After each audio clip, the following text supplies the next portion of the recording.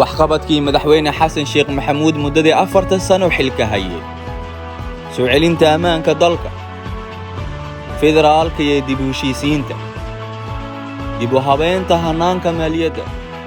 xiriirka caalamiga horumarinta adeegga bulshada garsoorka iyo cadaaladda dib u milicso xasuusaha manguuraanka ee madaxweyne xasan sheekh maxamuud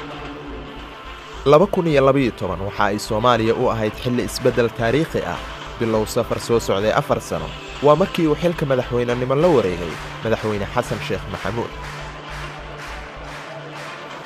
madaxweyne xasan inta aanu xilka ku guuleysan waxa uu soo galay loolan adag oo ugu dambeyn uu ku hantay guusha sababaha uu ku guuleystay waxa loo tiriyaa in ay ahayd qorshihiisii hoggaanka kaas oo ka koobnaa 6 tiir oo uu ku sareeyay baahiyihii uu dalku qabay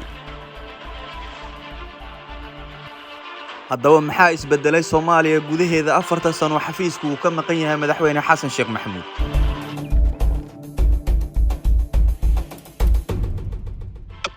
4 sano xafiisku uu ka maqan yahay mudane xasan sheekh maxamuud maalmo dahabi ahaa iyo mas'uul loo xiisaayo u noqday ummadda Soomaaliyeed madaxweynihii hore ayaa la yimid waxqabad aan lahayn xaqiraad saldhigida dawladnimada qancinta bulshada is-ogolka siyaasiyiinta Soomaaliyeed ilaalinta dastuurka xasan sheekh maxamuud waxa lagu xasuustaa saldhiga hanaanka federaalka iyo jaangoynta awood qaybsiga dawladnimo sidii lagu soo dhisay maamul goboleedyadii iyadoo la ilaalinayo nabadda iyo wada noolaanshaha qabaa'ilka wada deegaan doorashada si loo ilaaliyo inaysan xasarad iyo dagaal mar kale aysan ka dhex qarxin ummadda Soomaaliyeed madaxweynuhu dhowr mar ayuu safar u galay magaalooyin badan xaalka asagoo adkaa amnigan ay gacan ku hayntiisa dawladdu ay ku dadaalaysay maalmo ka horna al-shabaab laga saaray maamul goboleedyada sida lagu soo dhisay waxa ka mid ah Jubbaland Koonfur Galbeed Galmudug Hirshabelle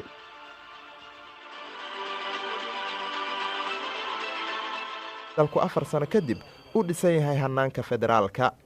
hirgelinta nidaamkan waxa uu dawo u noqday caqabado waaweyn oo hor yaallay dalka sida dib u heshiisiinta qabaa'ilka oo hadda u midaysan hab deegaan ballaarinta dawladda oo gaartay dalka oo dhan iyo dadweynaha Soomaaliyeed oo yeeshay matalaad siyaasadeed ugu dambeynna madaxweyne xasan sheekh ayaa curiyay madal midaysa madaxda heer gobol iyo tan heer qaran taas oo go'aamisa arrimaha qaranka halkaas oo ay ku soo afjarantay sanado badan oo ay kala qoqobnaayeen isla markaana abuurtay muuqaal dawladeed oo fidsan 4 sano ee la soo dhaafay dawladda oo madaxda ka yahay madaxweyne xasan sheekh guuleysatay guuldareystay ilaa 2004 markii baarlamaankeena oo go'aan ku gaaray in dawladdeenu dawlad federaal noqoto taasoo ah in waddanka la federaaleeyo madaxweyne xasan sheekh iyo dawladdiisu ma ahayn kuwa xaalad kasta oo adag ay ka mashquuliso howlaha kale ee u yaallay si ay dalka uga dhigaan mid ka soo kabsaday dhinac kasta siyaasadda arrimaha dibadda uu hirgeliyay madaxweynihii hore xasan sheekh maxamuud ayaa horseeday Soomaaliya inay hesho saaxiibo cusub iyo dalalka caalamka inay dib safaaradahooda uga furtaan Muqdisho una soo dirsadaan safiiradooda dhanka dawladaha diriskana lagu wajaho diris wanaag iyo iskaashi arrimaha geeska Afrika iyo amniga gobolka waxaana wadamada deeq-bixiyaasha ay aamineen hanaanka maaliyadda iyo xiriirka diblomaasiyadeed ee Soomaaliya maadaama dawladdu ku meel gaarka xilliga laga gudbay Muqdishona waxay markii ugu horeysay sanado kadib martigelisay shirar caalami ah oo dawladda Soomaaliya garwadeyn ka tahay waxaana kulanka urur goboleedka IGAD lagu qabtay magaalada Muqdisho iyadoo Itoobiya ay Kenya yihiin mid ogol siyaasadda arrimaha dibadda ee Soomaaliya ku dhisan saaxiibtinimo iyo iskaashi labada dalna aan xiriirka loo jarin maadaama ay saameyn ku leeyihiin siyaasadda arrimaha gudaha tan iyo burburkii madaxweynuhu wuxuu la ciyaaray door saaxiibtinimo labada dal iyo mid aan lahayn cadaawtinimo iyadoo la eegayo danaha dawladda Soomaaliya dawladdu waxa ay dejisay siyaasad miisaaman oo ku wajahan sidii loo abuuri lahaa xiriir caalami ah oo sal adag kaas oo ku salaysan hanaan laba geesood ah 4 sano kadib waxaa jira calaamado guul ah oo muujinaya in madaxweyne xasan sheekh uu dalku ka dhigay mid leh saaxiibo caalami ah oo haysta kalsooni buuxda dunida oo u muuqatay in ay ku qanacday siyaasadda madaxweyne xasan sheekh ayaa u fidisay madaxweynaha casuumaad rasmi ah gaar ahaan wadamada hoggaanka u ah siyaasadda adduunka waxaa xusid gaar ah mudan in madaxweyne xasan uu yahay madaxweynihii ugu horeeyay ee Soomaaliya tan iyo 1991 oo booqasho rasmi ah ku taga aqalka cad ee Mareykanka halkaas oo uu kulan rasmi ah kula qaatay madaxweynaha Mareykanka Barack Obama. kulankaasi kadib ayuu ku dhawaaqay Mareykanka in uu aqoonsi rasmi ah siiyay Soomaaliya uuna dib uga furayo safaaradiisii Muqdisho dhowr iyo 20 sano kadib, halka dowladda Soomaaliya ay safiir u dirsatay magaalada Washington.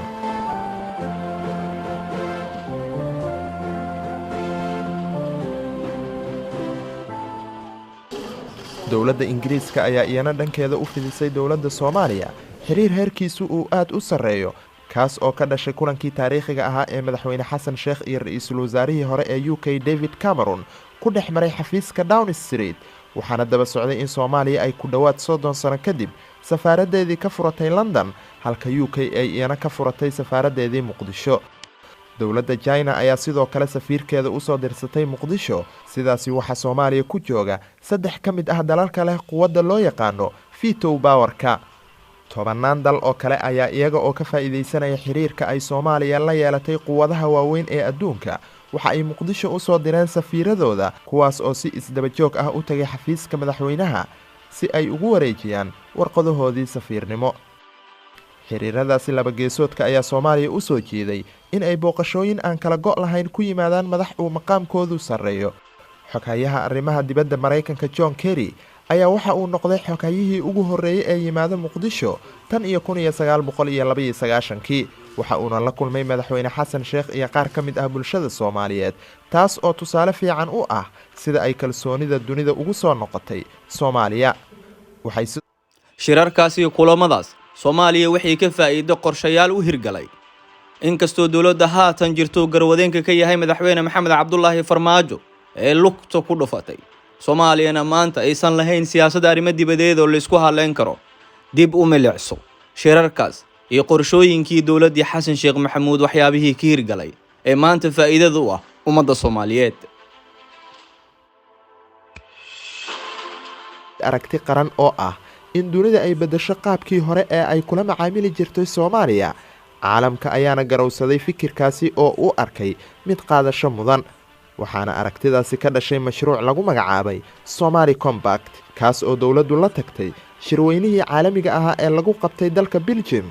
halkaas oo looga dhawaaqay mashruuci loo yaqaanay New Deal. sidoo kale dowladda iyada oo ka faa'iideysanaysa waxa ay shirkaasi ka dhex abuurtay qorshihii qaran ee ugu horeeyay muddo ku dhow 30 sano, kaas oo hadda diyaarsan isla markaana dhaqangeli doona sanadka 2017. I call it for a paradigm shift in the development interventions with Somalia. waxaan ku baaqay inaan bedelno habka taageerada horumarineed ee Soomaaliya, maadaama aanu habkii hore sii shaqayn karin. ii ogolaada in aan idinkugu hambaliyeeyo, idiina sheego in heshiiska aanu maanta halkan u joogno in aan saxiixno in uu yahay mid ku jaango'an baahiyaha bulshada Soomaaliyeed, oo aan si wadajir ah u qiimeynay annaga iyo saaxiibadeena caalamka. madaxweynihii hore Xasan Sheekh Maxamuud oo ahmiyad gaar ah siinaya jiilka soo koraya oo ah ubaxa badbaadada dalka ayaa la yimid qorshahii ahaa aada iskuulada, kaasoo dowladdu garwadeen ka ahayd sida ardayda saboolka ee kaamamka ku jiray kuwa qaxootiga ku ah gudaha dalka ee u helaan waxbarasho lacag la'aan si ay mustaqbalkooda u badbaadiyaan, qaybna kaga naqdaan badbaadada dalkooda. dowladda Soomaaliya ayaa xilligaas waxay la wareegtay iskuulaadkii magaalada Muqdisho oo dowladdu ay lahayd, kaasoo ku noolaayeen dad shacab ah, waxaana lagu bilaabay dhismaha dayactir iyadoo dib loo howlgeliyay jaamacadda ummadda Soomaaliyeed sida ardayda aan awoodin qarashaadka jaamacadda ee lacag la'aan wax ugu bartaan.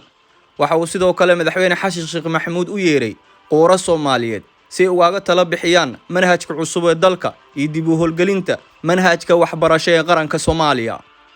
mashruucii ahaa aada dugsiyada oo la rajeynayay in laga hirgeliyo dhammaan degmooyinka dalka ka kooban yahay si mustaqbalka ubadka Soomaaliyeed u noqdo mid ifaya eena dalkooda uga dhigaan mid barwaaqo soorana, iyadoo laga faa'iideysanayo maskaxda, caqliga iyo cilmiga dhalinyarada soo koraysa,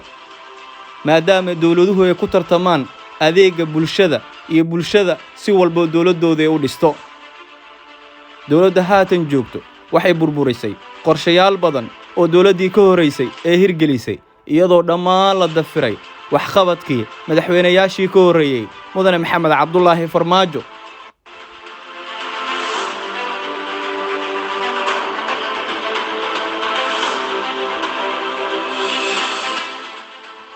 madaxweyne xasan sheekh maxamuud ayaa markii labaad u tartamaya Soomaaliya sidoo kugu guuleysan lahaa inuu mar kale noqdo madaxweynaha Jamhuuriyadda Federaalka Soomaaliya.